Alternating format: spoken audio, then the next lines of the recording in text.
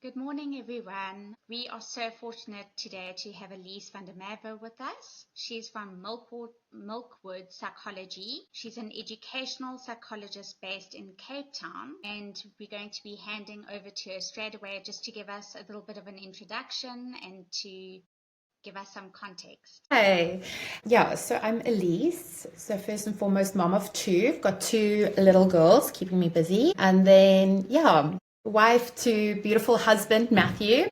And I'm based in Cape Town as an educational psychologist. So I'm in private practice, and my practice is called Milkwood Psychology, which was named after the beautiful Milkwoods surrounded by where I initially started my practice in Hout Bay. And since we've moved all over, so I'm now primarily based in Constantia. So yeah. Amazing. I was actually going to ask you about the Milkwood. I thought it was quite an interesting. Okay, perfect. So what led you to become an educational psychologist and what drives you to keep going in this direction? So yeah, long and winding story. Started off in, more of the sciences. I was a big maths and science girl at school. And I don't know, as anyone knows, when you're good at maths and science, people try to push you in that direction. Kind of Yes. followed the lead, studied genetics undergrad, and I was all headed towards doing that as my honors. And then something just struck me. I like working with people, specifically one on one. I like interacting, and I just had this flash forward of being in a lab.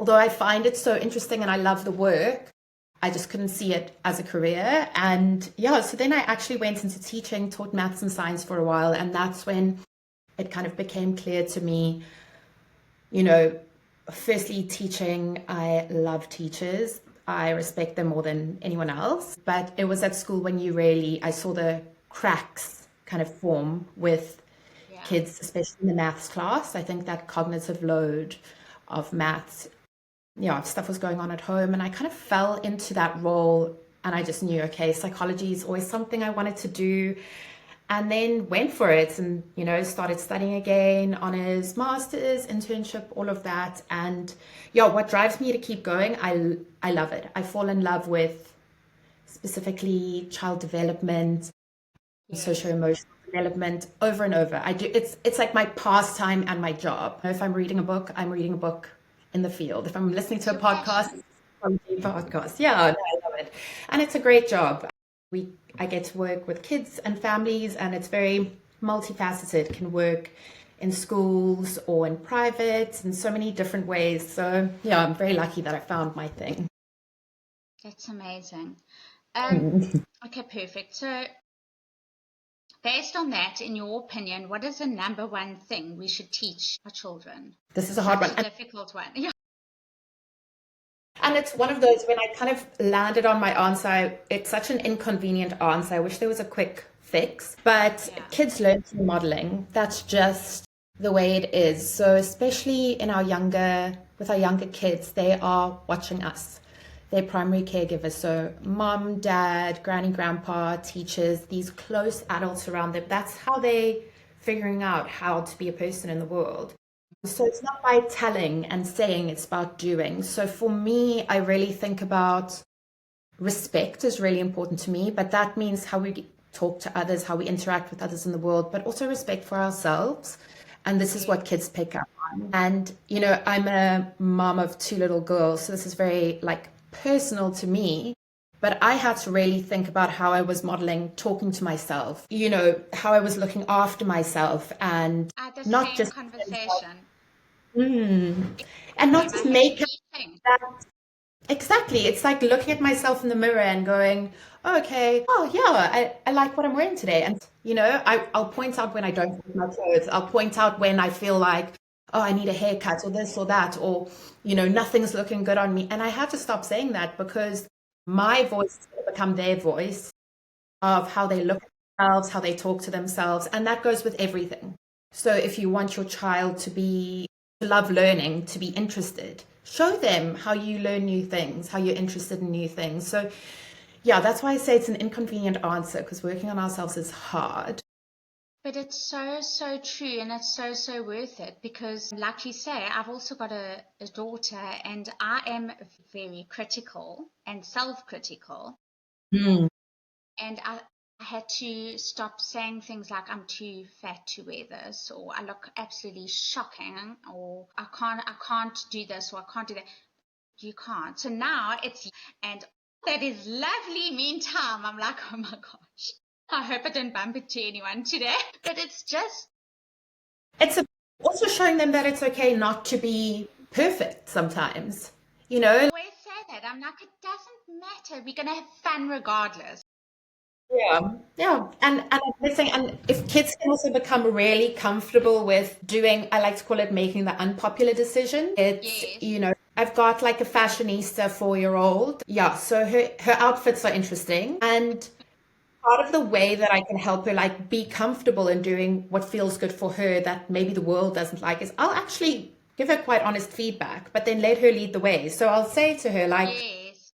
oh, babes, that is, I don't think I would wear that right now. I wouldn't wear, my swimming goggles to school today. I think that's actually a bit bizarre, but if that's really what you want to do and that's going to make you happy, go for it. Enjoy. And then she gets to practice saying, yeah, that's what I want to do. I'm going to make the decision that everyone Yes. thinks because that makes me happy. And then practicing that for myself. So parenting's the biggest like self-growth I found. It is. It absolutely is. Okay, perfect. Let's chat about how you help children in your practice. So, what should we use your services for? Can you maybe give us an example of who would be a typical client? So, yeah, as an educational psychologist, our main focus is learning and development. So when we say development, it's really social development, emotional development, as well as scholastic development. So that's when we start thinking about, if there might be a learning disorder at play or a neurodiversity or something like that. So we work mainly within the kind of the time of life where we're doing the most development, although we develop all the way through life. So it's a little bit, difficult to put barriers on. But typically we work with kids from around about the age of 4. Some ed psychs will work with only slightly older kids, some only focus on working with younger kids, and then, we'll really support kids all the way through to, young adulthood. So sometimes we'll work with kids from the university and that sort of thing. And yeah, so it's multifaceted. One of the big services we offered, it's called psychoeducational assessment. So this is relatively niche to educational psychologists as opposed to some other psychologists. Although other psychologists can also assess, but we're honed in on being able to assess really. We look holistically at the child. We look at how their cognitive development is, so that's intellectual or intelligence, and then their school skills, as well as then obviously the emotional and the perceptual side, because we are so holistically shaped human beings. Learning is an emotional. Yeah. Is this similar to a global assessment? Is it the same or is it different? Yeah, it's very similar. So we're looking globally at, all the different aspects, and then we pull it together, and then we look at, is there a diagnosis in play? And then when we think of, sometimes we'll get schools referring out to us if they feel like a child needs accommodations at school or concessions for certain subjects or extra time. So that's where we really have to look, is there potentially a learning disorder at play? Is there something emotional going on? And then we assess to support. So really the reports that we write are really focused on recommendations that are going to be accessible to parents, accessible to teachers and schools. So that's the one thing we do. And then we also offer the therapeutic support. So this is either individually or in groups. I work mainly individually, and I love working with the younger set in play therapy. So from 4 years up in the primary school age. But then I also have quite a few adolescent clients. And then, that therapy might be more familiar to any adult who's been for therapy. We might use slightly more creative aspects. It's often a lot easier for especially the younger kids and even the adolescents to access their worlds through more creative means. And then, parent support and teacher support is a huge aspect of our role. Because if you think about it, these kids, especially the younger kids, they go back home. So if things at home are really stuck or there's something big going on there, the best way we can help the child often is to support the parents. And that's, we'll get the temper tantrum, my child is, flying off the handle. We don't know what to do. We've tried everything. So that's a referral we'll often get. Or a child with huge separation anxiety. And then, the usual things that children typically go through. Birth of a new sibling can be a huge transition, and then suddenly there's big feelings, or divorce, or moving new schools. So yeah, that's why I think I love my job and all the different life cycles. I mean, working with adolescents is also, I said earlier, I love working with a younger set, but then I immediately thought, oh no, my teenager kids, I love them so much. Yeah, it's amazing working with those developing Yes. brains. The most Young interesting. plants. Okay, perfect. Let's unpack the importance of self-esteem, which we actually touched on a little bit. So self-esteem, identity, and empowerment in child development. Yeah, Super that's important. it's so big. Yeah. If we even have to think about things like learning at school and partaking in class, you have to be able to take some risks. You have to have that self-esteem, have that internal belief and that internal model that, I'm a worthy person, I'm a lovable person, I have things that I can do and do well, because it's only in doing that that we're willing to make mistakes, because if we don't have that real sense of self-worth and belief that you're important and you're valuable, perfectionism starts to come in, and the self-doubt, and it's gonna put barriers in our way, and barriers the kids have to work harder to overcome. So that for me it's often one of the first things I'll assess, even in a psychoeducational assessment. If a child's struggling to read, I'm really going to try and pay attention to what is the self-esteem, what is this child's sense of themselves, and how is that going to affect the way we learn. And yeah, it's also a tough one, because this really starts at day one when you're holding your newborn baby. Just the way that a mother gazes upon her child's face, the face that a loving mom makes towards her face. This baby is taking that information in and going, wow, look at that. I'm loved. I'm lovable. I'm adorable. I'm to be adored. And that carries on then throughout our whole life. So as parents and as important adults in a child's life, we really need to be communicating that with them. And that's not just by saying you're amazing at everything. That's about recognizing them, seeing them, picking them up when they fall down, and, embracing failure. Because I think it's when failure is punished unfairly is when the self-esteem really starts taking a knock. Or if kids don't have a mirror to help them see that, failing is just part of life. And this is again where the modeling comes in, high performing. We just Very went hard. through a stage of that with my daughter, and I had to reframe what failing looks like, and how to deal with it, because I'm very A-type and my daughter's not. She's the opposite. And I had to stop myself, because this isn't about me. It's about her. And also, quite frankly, my coping mechanisms are not fantastic with failure. So we both have a learning experience, really. It's both of us learning together.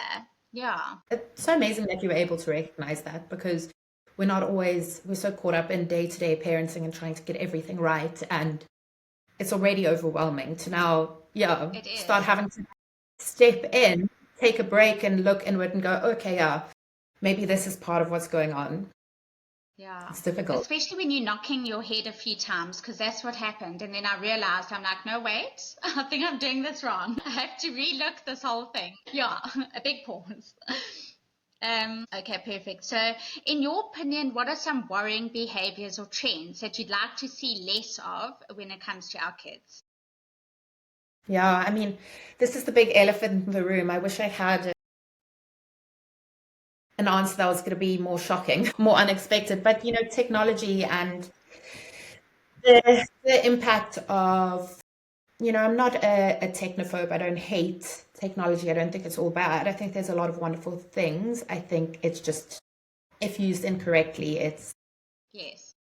so many negative fallout. When I think of technology use, I'm thinking of obviously time and what's developmentally appropriate. And I think this is also something where we are the first generation of parents to really be parenting children fully in this world, in a world where AI is now a thing. So it's new to us. So we're learning as we go. So obviously there's lots of mistakes being made along the way. And we're looking at our kids and we're seeing the mistake and then learning from it. So it's real-time learning. In terms of technology, it's really what the kids are being exposed to. And a little aspect that parents often don't consider is, where's your child when they're in this device, interacting with this device? Are they alone in their room? Are they isolated from the rest of the world? Because they're really having exposure to a whole new world, and you have no idea as a parent. You're seeing your child, just holding an iPad or their smartphone, and they could be, interacting with concepts that you had absolutely no idea they've got exposure to. That's just where early on, I think it's like setting very, very clear boundaries on, where you're watching. I like kids to be, in a family room, that I can walk behind you and I can see what you're looking at. It shouldn't be, especially in bedrooms, the kids aren't sleeping as well. The issue I'm seeing is sleep difficulties for young teenagers, and it's because of this, constant access to. And then also, in terms of the content, this is something that I even struggle with the Instagram and all of that.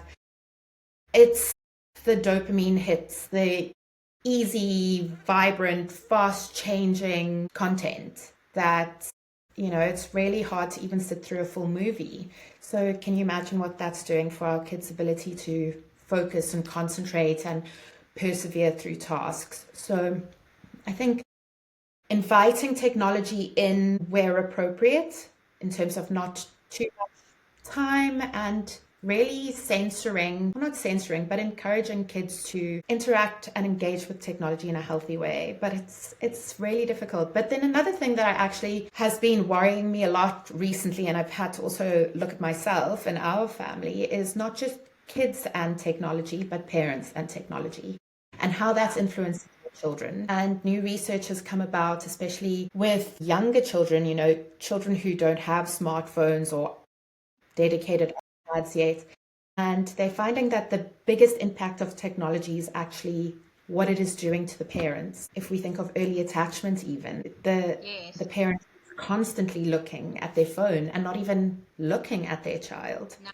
So we really have to look at ourselves and start putting boundaries into ourselves. And this ties back in again to modeling. If we can model the right behavior to our parents with our relationship with our devices, hopefully they take some of that in.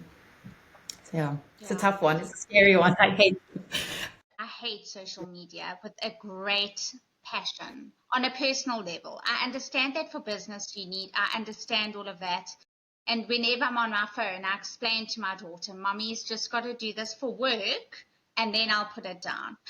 I'm very strict about that. But I read this article also about the fact that you're not facing your child. It's almost showing them like the attention to the phone is more important than the attention to them. It is so damaging. It is terrible. It is, and They've if you think about about for attention. Exactly, and if you think about what communication a 1-year-old, a 2-year-old relies on mostly, it's body language. Yes, they're starting to language cues. So their little brains are wired to be watching body language and to be watching faces. And who is their most important person? Usually mom or mom and dad or family caregivers. And if that person's not even looking at them, what message is that sending to them about themselves? So, and the thing is, motherhood, especially, I was definitely there. You're not sleeping. You're constantly, breastfeeding or escape into this world. It's very easy escape, but yeah, that's something I'd like to see change.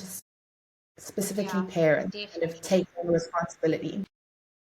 Okay, so teaching our children the value of nature, wellness, and emotional stability. How do we put this into practice? Yeah, I think this ties in really well to what I was saying The earlier about opposite of what?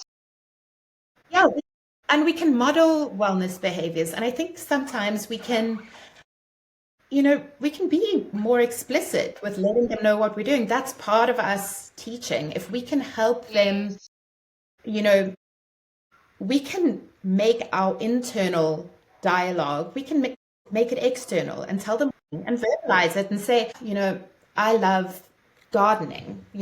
Gardening makes yes. mommy happy. Mommy's realized that when I go out into the garden, I feel so good. And suddenly, I was really feeling tense. My whole body was feeling tense. And when I go into the garden, then suddenly I'm listening to the birds and I love having dirty hands and, explain it to them, explain what it feels like in their language, make explicit what you're doing to look after yourself.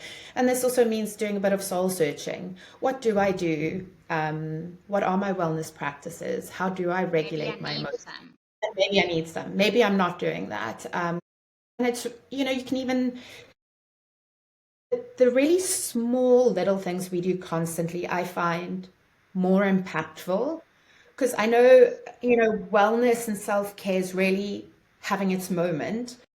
And you'll hear mom say, oh, well, mommy's going to the spa because I need to look after myself. Yes, we can let them know we want to do these things and we are allowed to do things for ourselves to be happy and to have fun, and then that's important as a woman. But we have to also show them the little ways every day, and this goes to how we're eating, the tiny Yes, decision thing.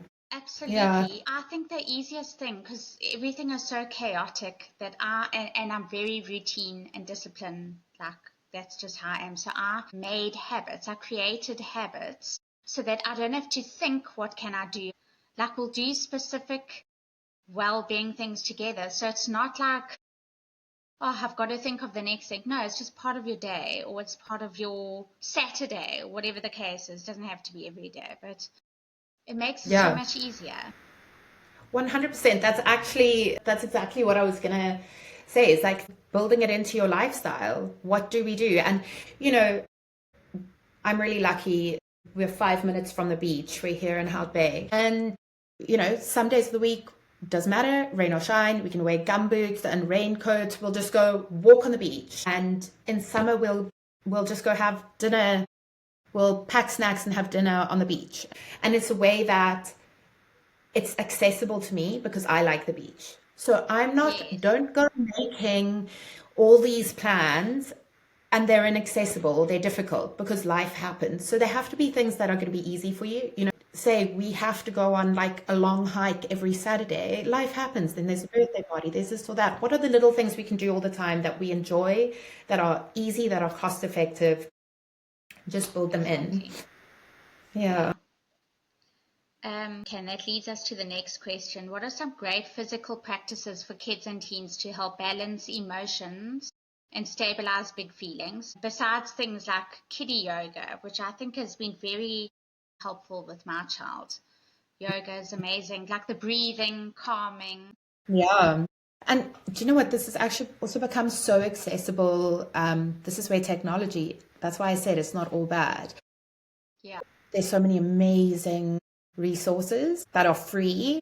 I recently discovered Calm Collective. They do podcasts Yes. as well. Yes, and they've got the sweetest little stories that incorporate some of the breathing exercises and the mindfulness practice.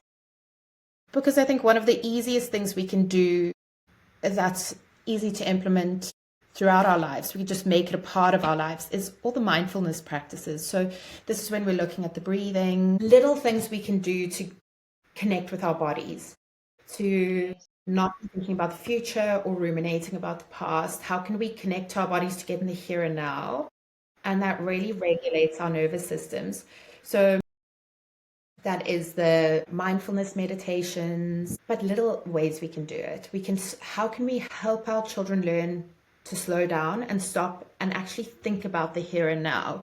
So you can do that. Sometimes it's lovely to have little things like if you all sit and do dinner together. Some families don't. I think it's lovely if you can. It doesn't work for everyone, but to sit down and then go around the table, we can adapt it to based on the age of the child. You can say to a 5-year-old, oh, tell me something really interesting that you did with your hands today. Oh, I built this, I did that. And then all go around and do it. Mom and dad, and sometimes it'll be quite fun to see what you come up with yourself. Oh, wow, I actually did absolutely nothing exciting today. I was just chasing deadlines all day. Maybe tomorrow I must try and do something a little bit more. Yeah. Creative. And it's helping kids really step into the here and now and help them to start thinking about what they're doing and not just rushing along. And then I loved what you said earlier about really building into the routine things you do. So, if you have a pet, dog walks, don't just go do it yourself because it's more effective and your dog needs to walk so far. Sure, you can do that, but maybe say, okay, you have to, we all go together around the block, before dinner, or what will work for your family. Little things, bring in exercise, moving the body. And then if you can get your child outside into the fresh air, then that's just extra points because, the benefits, the health benefits of being in nature for 10 minutes a day, it's incredible. And it's for everyone. Everyone. It's not just a child, it's you as women. We benefit so much. Exactly. The most.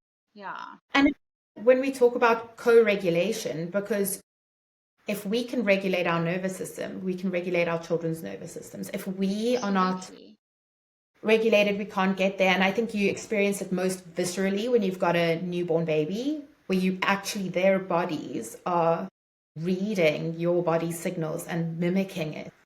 And then as the child grows older and older, yes, you're moving into two separate entities. If you can relate, but I'm still that way with my mom and I'm an adult. If I can see my mom is well regulated, I immediately feel stronger inside and, more able to take anything on. And if I feel like my mom is in a state, I take that on. I try focus a lot on emotional stability because we've got a lot of anxiety. Every day, I'm extremely aware of how I'm reacting to things, what I can do to help myself. I explain to you and I say, you and I are going to spend time together doing something nice and move away from that so that she also learns that I'm showing her not to sit in something that's causing this thing, to move away from it for a bit of time. So I try to give her like tools that I feel like maybe I did not get in. Little things as well that you can, helping kids realize when they need time alone and when they just need quiet. So that's a very big thing for me. I've realized sometimes have to say to my kids, like, I'm going to go to another room now because it's very loud and I can feel myself like I'm about to explode. Yes. And then to say that, and even if they are shouting in the other room and they want me and like, do this, do that, I leave, I close the door, I know they're safe, everyone's fine, and I come back and then I can explain, oh, so my mom just needed to do this because I... Breathe a bit. And you can ask your kid, like, oh, remember that time when, you had a birthday party and everyone was shouting and screaming and you wanted to go home? That's kind of how I was feeling. We can... Yes, exactly. I'm always very honest. I obviously say it in an appropriate age thing. But I just explain because none of us are perfect. We all struggle. And it's okay. You mustn't feel guilt or shame about having a bad day. Because that's also to me, like, it's ridiculous. The world is very stressful. It's just knowing what to do when you're feeling like that. And then we move past. Exactly. It's so powerful what you just said, teaching them that you can move past it. And I think this is something you realize later, and I say it often, is feelings come and then they go. All feelings. It's okay. Yeah. Yeah. So especially in the height of shame. If you're feeling super anxious, if you're feeling so sad, if you're having, really tough time, You can sit in that as well and it will go. Yes, It's exactly. quite comforting to know that eventually the feeling goes. Passes, things change. Okay, perfect. What are your thoughts on creativity and imagination, and how important are they in the scheme of things, especially in today's heavily tech-focused world? It's one of those things, if we think about it, that is a child's language. You know, Yes. they don't have the world structures and, you know, all the ways that we've intellectualized understanding the world. They just understand it through being in the here and now, exploring, creating, testing boundaries, and then obviously their beautiful little imaginations. So it's really about allowing kids to have opportunities to practice creativity, to practice using their imaginations, to practice problem solving and exploring. So that's not, that doesn't mean we have to set up perfect kiddie focused activities every 5 seconds. Sometimes it can be nice. Sometimes it'll be a little treat for the family. And also, like you said, you're an A-type mom. I know an A-type mom loves setting these things up, and that's so cool. There's absolutely Actually nothing wrong with don't. that.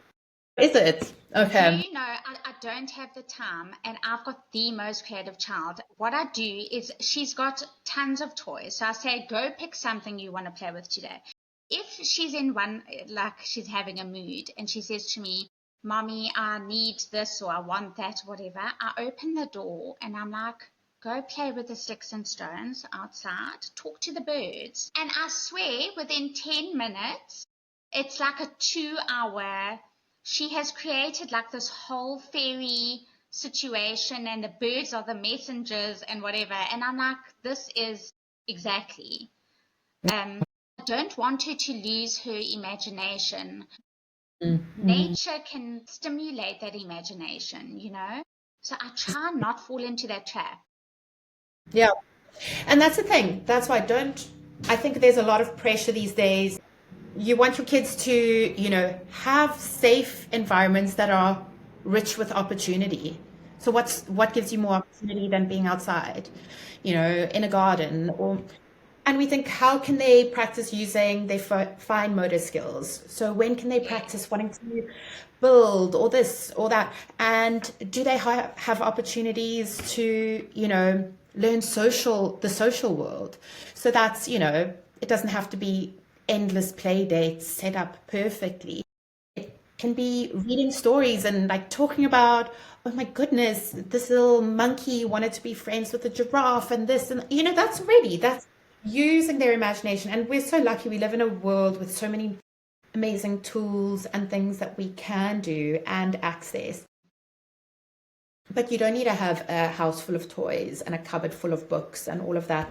It's really about putting them in the right environment and being mindful about it, because, and this is with the technology, as you said, your question literally alluded to this, is the big problem with technology, especially in younger childhood. The main risk is, what are they not doing while they're in front of the TV? It's not about what are they doing in front of the TV that's so damaging. It's about, how are they not problem solving? How are they not using their hands to build fine motor? How are they not using, you know, jumping off rocks and balancing to build those important gross motor skills? You know, all of that is not happening when your child is sitting still staring at a Yes. screen. So Exactly. that's why I say, really just focus on getting your kid in the right environment to be able to, you know, it's all built in. It's human nature to be creative and to explore. So Let's chat about risk. What role does it play in development? Because yeah, I this know is sometimes they say there's too much risk with certain personality types, but then you do need some form of risk. So, actually been such interesting research that's come out, you know, and when we refer to research, we want it to be research that's not just been done by one person in one country once 100 years ago. We really want to see, is this being replicated, yeah, in different environments and when different people test the same thing. And there's been such strong evidence to come out that one of the biggest contributors to increased anxiety and mental health problems, especially in our adolescence, is the kids having these bubble wrap childhoods that are really limiting opportunities for healthy risk taking. So when we talk about healthy risk taking, this doesn't mean getting your child in a dangerous situation. We don't want more broken bones or concussions. No. Please, no concussions. But we want them to be able to actually have to be in a situation where there is a little bit of risk. Like, I could fall now, and it's all up to me to get out of this sticky situation. And that's why, climbing frames or jungle gyms or obstacle courses, on a physical level, it's doing something emotionally as well. Being, in an age appropriate, with the right safety measures in place, being told, oh my goodness, you're stuck up there, okay? I think you can get down. Let's see you get down. What they're learning is capability, esteem. Yeah. exactly. It's like, I can get stuck and I can get myself out of a stuck situation. And what they're also seeing is, wow, my mom will be here to catch me because I know that. I know my mom's not going to let me just fall over. Even my mom or even my dad thinks I can totally do this. Maybe I can do it. And this is in all aspects of life. And we can also think of social risks. Sometimes encouraging our kid to order the drinks for everyone at the table. And they'll feel really scared and it'll be risky and it could be so embarrassing. And it's not forcing someone to be uncomfortable, but let them take that risk. Let them go do. And because we live in such unsafe worlds, they're having less opportunities to naturally take those risks. If we had to think of, for instance, my dad, he used to just walk down the street to the local, little shop to buy chappies, and he was 7 years old. And there's a lot of built-in risk there. The kids have to assess, crossing roads, getting there safely, not getting lost, stranger danger, Not all these things. The money. Not losing the money. Exactly. Exactly. So, and the fact that kids are not getting opportunities to take these risks. Terrible. Yeah, and that's our generation. That's us. That's us. Anxious. All our anxious friends. Everyone who has an anxiety disorder that we know. It's so true. Yeah. It's so true. It's sad that we live in this world. So it's sometimes about creating the opportunity to, like you say, I think it's just about applying that. Okay, I need to find an opportunity and then presenting it so that it's safe, like we are making sure everything's fine, but that is still happening in some form. Yeah. It might seem obvious, but how important is both parents' state of wellness and attitude, which we spoke a bit about already, towards it in relation to their child? So both parents' state of wellness and attitude. I mean, I can only imagine that's highly, highly important because, like you've been saying, you're modeling you are the example. Yeah. Yeah, I think this ties in a lot of what we've said, but exactly, it's a continuum. On the one side, we live in a real world where, we will have parents who fall ill, be that physical illness or mental illness, and we know that these have potential fallout. So it's really about, firstly, if you are struggling as a parent or if you are worried about your health, to take accountability as much as you can and really look after yourself, because it has, huge impact on the well-being of your child. Yes. It also then filters down to the really micro things we do. So, the going for a walk, making sure that you're eating healthy, modeling all these things, because this is what your children are learning. How they're going to be adults one day. They're going to look back on how you were and kind of have an idea of that's what we need to do. But when I was thinking about this whole topic of wellness, it's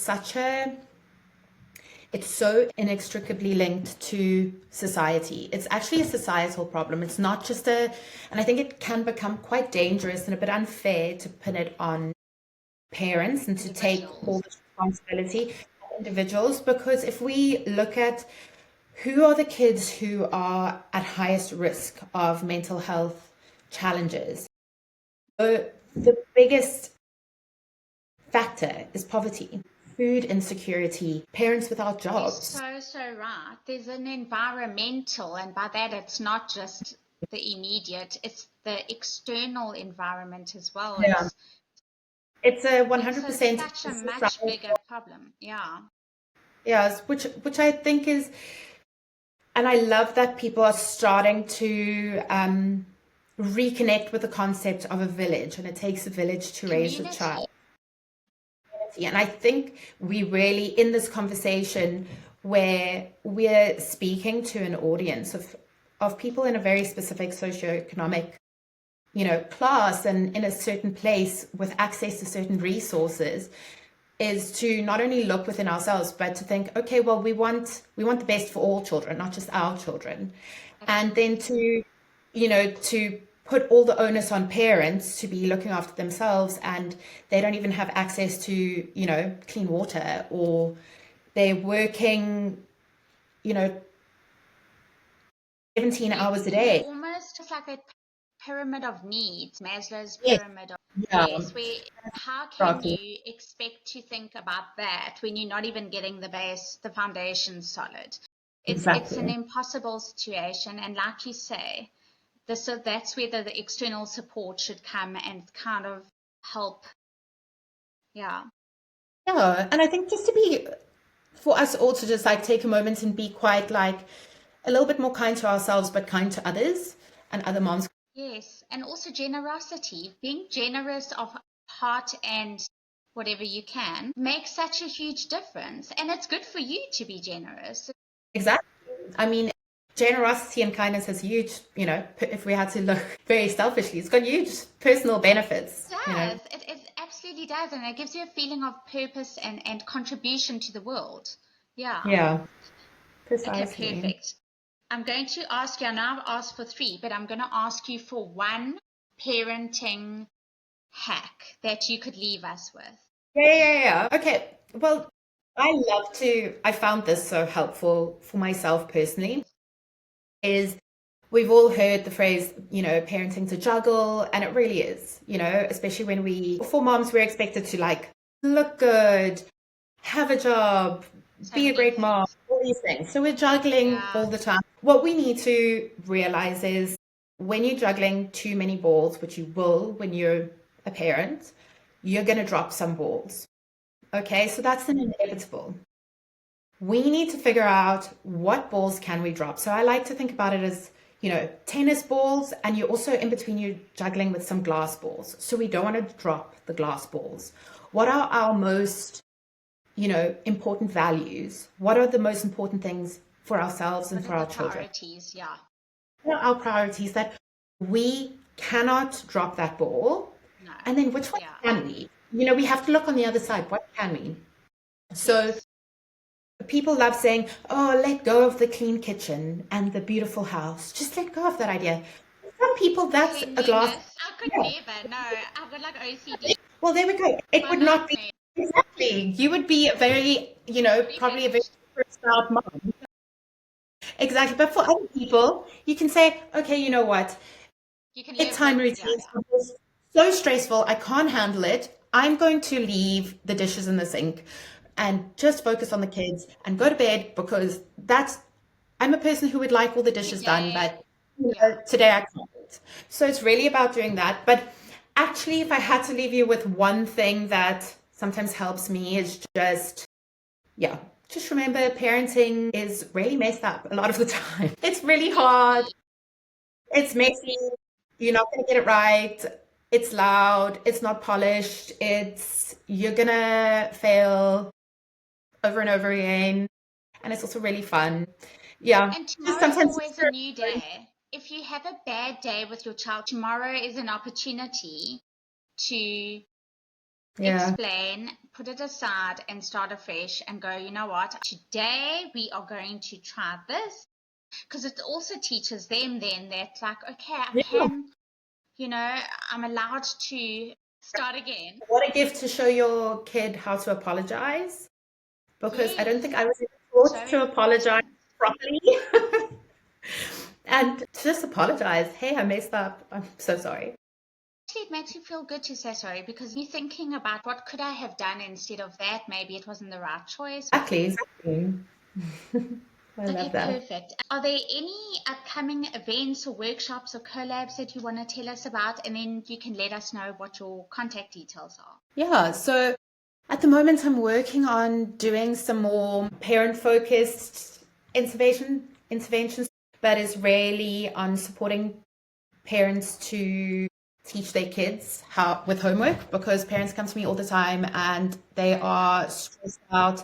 My child needs study skills and all of that, but I feel like parents are actually quite well equipped. So I'm working on some parent skills workshops, and especially looking at working with younger parents on some behavior strategies in terms of temper tantrums and this sort of thing. So I want to move more towards providing holistic support and one-off support, that people aren't coming to me for one-on-one interventions later down the line, that there's actually a one-stop shop where you can kind of get the tools, get the information, and then move forward. And then, yeah, all my contact information is on my website. So Milkwood, MILKWOOD, psychology. And yeah, social media, Milkwood_psychology. That's my Instagram. I'm best via email, so parents can find all my details there. Okay, perfect. And we'll have it up on our website as well. But thank you so much for joining us today. It's This been is so fun. I've really loved talking to you.